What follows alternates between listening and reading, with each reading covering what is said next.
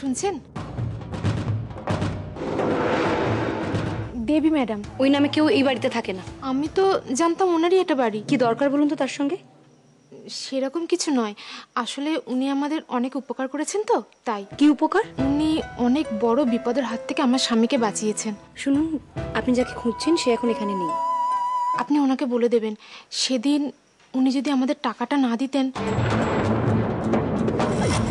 আমরা খুব বড় বিপদে পড়তাম।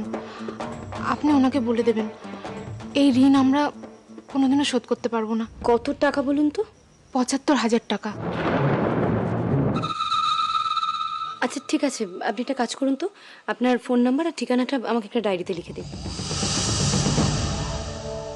কেন চিৎকার করছো তুমি? কি হয়েছে তোমার? কাঁদছো কেন শোনা? বাবা তো এক্ষুনি অফিস থেকে চলে আসবে। টাটা শোনা, টাটা। কান্দরা দুষ্টুমি করবে না। টাটা। এক মিনিট ললিতা, একটু নিয়ে গিয়ে ওকে খাইয়ে শুয়ে দে না।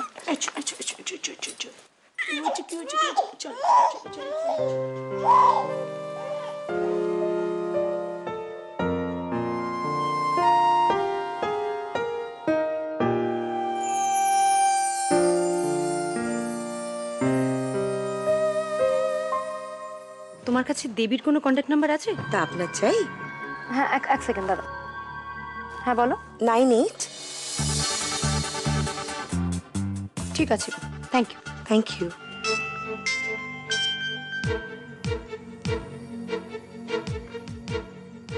হ্যালো দেবী। মানসীদি, তুমি এক্ষুনি আমার সঙ্গে একবার দেখা করো।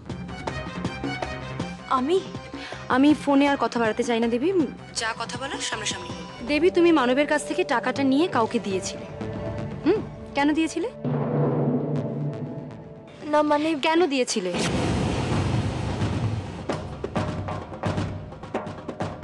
বেশ, তোমার যদি বলতে ইচ্ছা না হয় তুমি বলো না দেবী, কিন্তু একটা কথা জেনে রেখো, আমি কিন্তু এই রহস্যের ভেদ করে তারপর ছাড়বো। আর আজকের পর থেকে কোনো দিন তুমি আমার জীবনে পা রাখার চেষ্টা করবে না।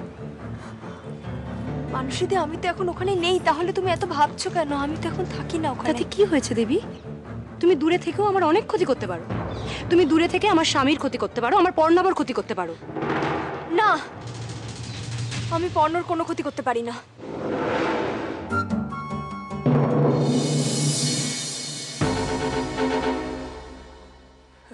না না না, আমাদের আর টাকার দরকার নেই। সত্যি তখন যদি উনি আমাদের টাকাটা না দিতেন। ওই চিত্রা বলে মহিলা আমাদের শেষ করে দিত। চিত্রা? মানব চৌধুরীর ছেলে সারোগেট মাদারের নামটা জানার জন্য ও আমার পেছনে পড়েছিল। ভাবতে পারেন, আমাকে টাকা অফার করেছিল ওই বাচ্চা সারোগেট মাদারের নাম জানার জন্য। ভাগ্যে আমার স্ত্রী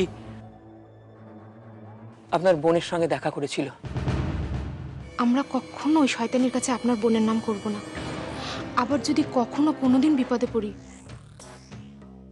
কখনো বলবো না আপনার বোনই সারোগেট মাদার। আপনার বোনই সারোগেট, আপনার বোনই সারোগেট, আপনার বোনই সারোগেট বলবেন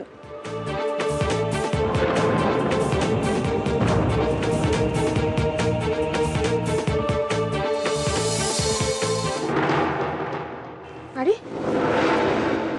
এই দেখো, উনি ফেলে গেলেন বোধহয়। উনি একটা কেমন হয়ে গেলেন, তুমি লক্ষ্য করেছো?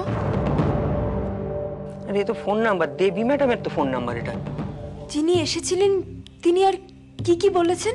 হ্যাঁ, উনি বললেন যে আপনার কাছে সব কথা শুনিয়ে উনি আমাদের কাছে এসেছেন। আর আমরাও বললাম যে আপনার বোনই যে সারোগেট মাদার, এ কথা আমরা কাউকে বলবো না।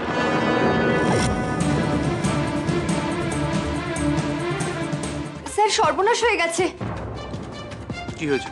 বোধহয় মানসীদি সব জেনে গেছে। তুমি দূরে থেকে আমার স্বামীর ক্ষতি করতে পারো, আমার পর্ণাবার ক্ষতি করতে পারো।